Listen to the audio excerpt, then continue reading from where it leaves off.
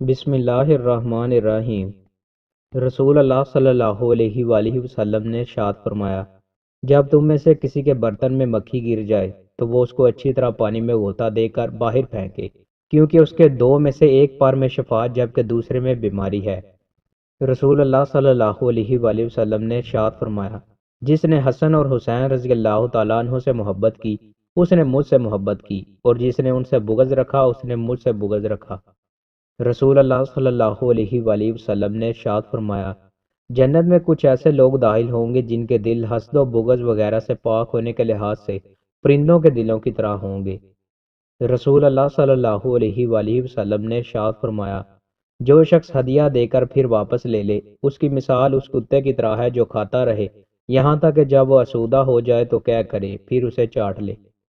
رسول اللہ صلی اللہ علیہ وآلہ وسلم نے ارشاد فرمایا، اللہ تعالیٰ یہود و نصارہ کو ہلاک کرے، انہوں نے اپنے انبیاء کی قبروں کو سجدہ گاہیں بنا لیا تھا۔ رسول اللہ صلی اللہ علیہ وآلہ وسلم نے ارشاد فرمایا، ہر آنکھ زناکار ہے، اور عورت جب خوشبو لگا کر مجلس کے پاس سے گزرے تو وہ بھی ایسی ہے، یعنی وہ بھی زانیہ ہے۔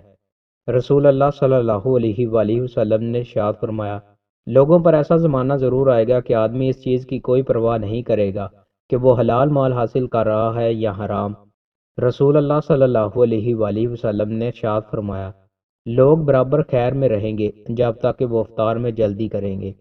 رسول اللہ صلی اللہ علیہ وآلہ وسلم بھلائی کے کاموں میں سب سے زیادہ سخاوت کرنے والے تھے، اور آپ کی سب سے زیادہ سخاوت رمضان کے مہینے میں ہوتی تھی۔ اس مہینے میں قرآن کا دور کرنے کے لیے آپ سے جب جبرائیل علیہ السلام ملتے تو آپ کی سخاوت اتنی زیادہ اور اس طرح عام ہوتی جیسے تیز ہوا ہوتی ہے، بلکہ اس سے بھی زیادہ۔ جوتے پہننے اور اتارنے کا سنت طریقہ۔ رسول اللہ صلی اللہ علیہ وآلہ وسلم نے ارشاد فرمایا، جب تم میں سے کوئی جوتا پہنے تو دائیں پیر سے شروع کرے اور اتارے تو پہلے بائیں پیر سے اتارے۔ دوستوں، مزید اچھی ویڈیوز کے لیے ہمارے چینل کو سبسکرائب لازمی کریں۔ بہت شکریہ۔